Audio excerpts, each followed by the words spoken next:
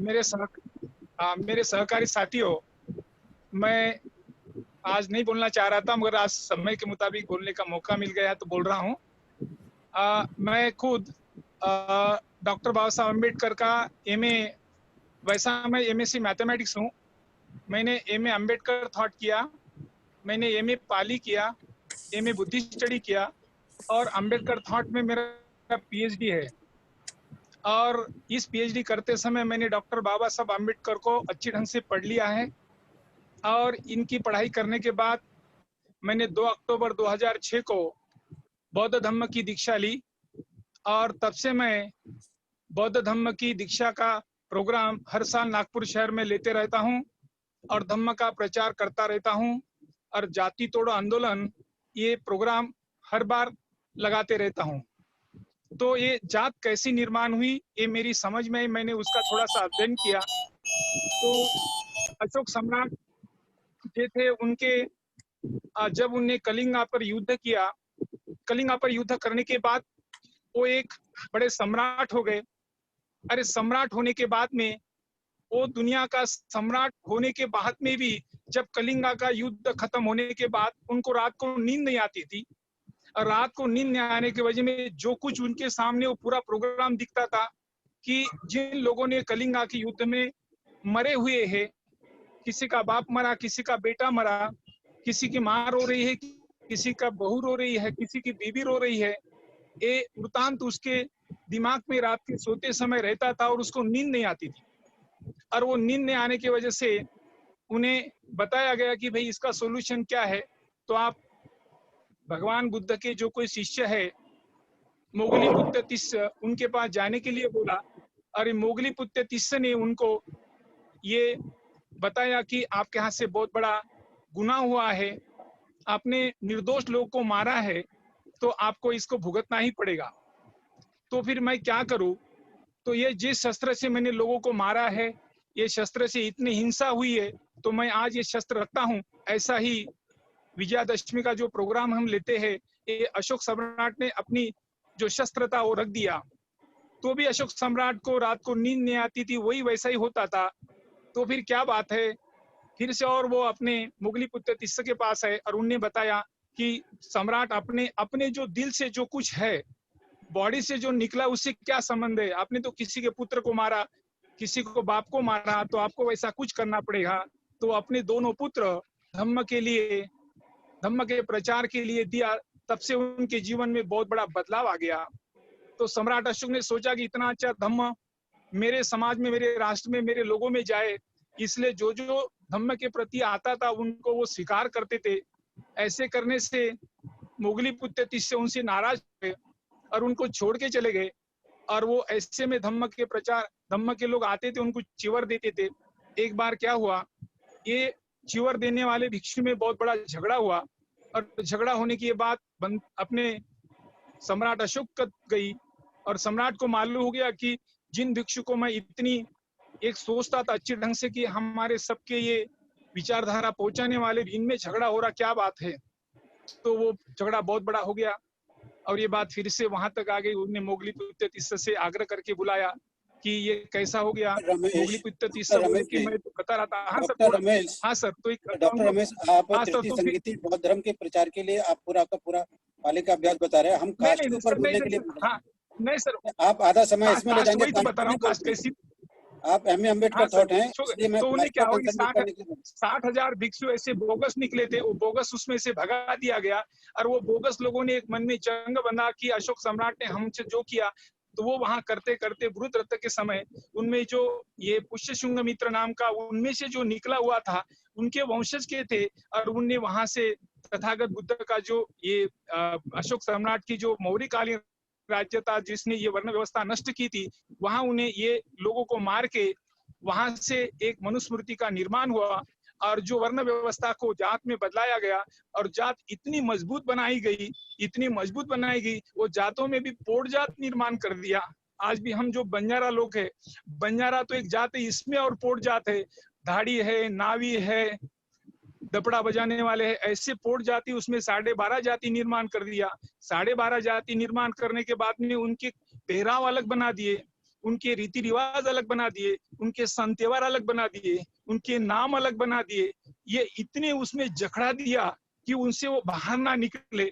इसलिए जो ये जात से बाहर निकालने के लिए बाबा साहब ने इनका पूरा अध्ययन किया और ये जात को निर्मूलन करने के लिए जिस मनुस्मृति ने जात निर्माण की, तो बाबा साहब के पास सवाल खड़ा कर दिया कि भाई जात कैसी हटेगी। भाई अगर हम किसी के घर में भोजन करते हैं तो जात जाएगी क्या? किसी के यहाँ शादी करने से जात जाएगी क्या?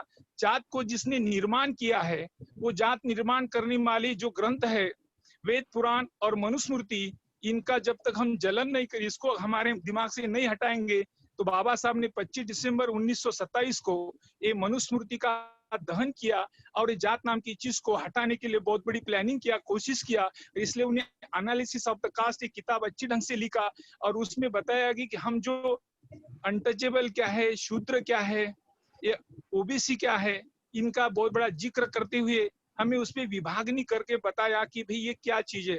तो ये जात को निर्मूलन करने के लिए अगर हम आपके ढंग से जो स्किल, थिंकिंग स्किल अगर हम सीख लेंगे, थिंकिंग स्किल का अगर हमको समझ जाएगा, तो हम हमारे लोगों में अलग अलग ढंग से जात क्या है और जात से हमारा नुकसान क्या हुआ, ये जात होने से हम एक जेल के बंदे में बन गए। ये जिस धर्म में हमें उस धर्म की व्यवस्था ऐसी, वहां तो हर मजले है मगर उसके सीढ़ियां नहीं चढ़ने के लिए, तो इसको हम तोड़ने के लिए हमें सम्राट अशोक की जो शिक्षण व्यवस्था थी, सोच समझने वाले, सोच समझ विचार करने वाले, वो व्यवस्था, वो शिक्षण प्रणाली अगर हमको आज मिल जाती है, तो यही मैं जो अपना थिंकिंग स्किल है, थिंकिंग स्किल में जो सम्राट अशोक का जो एजुकेशन है उसको किस ढंग से देखना चाहिए, किस ढंग से उसको हम इम्प्लीमेंट करना चाहिए। अगर हम देहात में जाते हैं, लिखे पढ़े लोगों में जाते हैं, बहुत से लिखे पढ़े लोगों को ये कुछ चीज मालूम ही नहीं है, वो जात में इतने जकड़े हुए कि जैसे आपने बोले कि स्टूपिडिटी क्या चीज है। अगर हमारी महिला को कोई त्योहार है, कोई अपने जो से घर में ये अपना वट सावित्री है या अष्टमी है, इनको बताना नहीं पड़ता है, वो उनकी एक कल्चर में चली जाती है और वो स्टूपिडिटी होती है। बंजारों में स्टूपिडिटी क्या है, हमारे आदिवासियों में हर साल हम बकरा काटते हैं, बकरा हर साल उनको नहीं बोले तो भी एक बकरा उनके काटते हैं, तो वो पीढ़ी न पीढ़ी उनकी बाप की जो चालू आ रही है, वो उनका बेटा वैसा चलाते आ रहा है। एक उनकी स्टूपिडिटी है, उनमें वो चेंज नहीं करना चाहते। जब तक उसको चेंज करने वाला एजुकेशन, आज लिखे पढ़े लोग भी बड़ी बड़ी देवी देवता को जाकर बकरा काटते हैं, उपवास करते हैं और करने के लिए वो उनके मॉडल आदर्श बन जाते हैं। तो ये जो जात में हम सब लोग जकड़े हुए हैं, इसके वजह से जो उच्च वर्णीय उनको उनका बेनिफिट मिल रहा है, वो इसलिए वो हमारे शासन में ऊपर के पद पर जाकर बैठे हैं और हम ये जात के बंधन में, जेल में बैठने की वजह से हम हमारे टुकड़ों में बांट गए हैं। और मैं मेरी जात में, मेरी रिवाज में, मेरी बेटी, मेरा जो कुछ परिवार है उसमें मैं सीमित हो गया, गाड़ी माड़ी साड़ी में बैठ गया। इसलिए मुझे इससे अगर बाहर निकालना है तो मुझे अशोक सम्राट का पढ़ना पड़ेगा। और पी.आर. अम्बेडकर साहब ने जो कुछ अभी हमारे दिमाग में एक नई ये डाल दी कि भाई हम थिंकिंग कैसे करना चाहिए। कल राजाराम आनंद साहब ने बहुत अच्छा बनाया कि हम क्या सोचना चाहिए, हमारी सोच कैसी रहना चाहिए, आने वाले समय पर हम कैसे बदलना चाहिए, जिनको क्या डोजेस देना चाहिए, कौन सा पेशेंट है किस दवा का यूज करना चाहिए। ये जब तक हम आपकी थिंकिंग स्किल नहीं पढ़ेंगे तब तक हमारे दिमाग में नहीं आएगा। तो मैं ये कहना चाहता हूँ कि भाई हमें अगर जात तोड़ना है तो हमारे परिवार से खुद से शुरुआत करना पड़ेगा। हमारी बेटी की शादी या हम रिलेशन भी जोड़ना पड़ेगा। पहले हमारे विचारों में परिवर्तन करना पड़ेगा। हमें सोचना पड़ेगा कि ये कोई जात नाम की चीज नहीं है, मानवता हमारा धर्म है और इस मानवता धर्म का आधार ही है कि एक बुद्ध का जो धम्म है वो मानवता का आधार है, उसमें सब नदियां नाले उसमें जुड़ जाती है, मानवता उसका आधार स्तंभ है और मानव का कल्याण का हित वही है।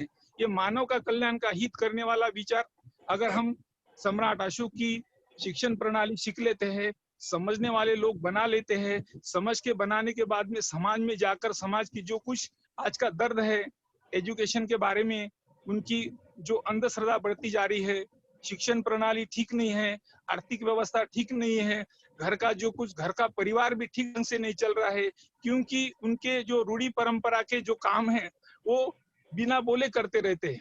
आने वाला जो कुछ त्योहार है ऑटोमेटिक मनाते हैं, तो ये उनकी स्टूपिडिटी चल रही है। ये स्टूपिडिटी दूर करने के लिए हम अगर लिखे पढ़े लोग अच्छे ढंग से समाज में जाएंगे, उसके लिए थिंकिंग स्किल कैसे यूज करना, ये अगर समझ लेंगे तो हम वहां जाकर उसको हम दूर कर सकते हैं। ये जो कास्ट निर्मित हुई है, कास्ट अभी तक चलती आ रही है, कास्ट अगर खत्म करना है तो हम ये थिंकिंग ऑफ स्किल का यूज करके हम कर सकते, ऐसा मुझे लगता है। मुझे जो बोलने की संधि दी, इसलिए मैं सभी को पीआर साहब का और अपने पीबीएसबी का आभार व्यक्त करता हूँ। और एमके एसओटी रमेश का जी, ये रमेश ज्यादा जी, में ज्यादा लोगों में मैं जी, नागपुर शहर रमेश में जी, प्रयत्न कर रहा डॉक्टर हूँ। रमेश, हाँ सर। हाँ डॉक्टर रमेश, हाँ सर। मैं आपको काफी हाँ आदर सर। से देखती हूँ। आप एमए अम्बेडकर थॉट भी हैं, हाँ सर। एमए पाली हैं, ऊपर से पीएचडी हैं, हाँ सर। लेकिन आज के हाँ वक्तव्य सर। ने मुझे संतुष्ट हाँ नहीं सर। किया। मैं चाहूंगा कि आपको हम 5 मिनट और देते हैं। अच्छा।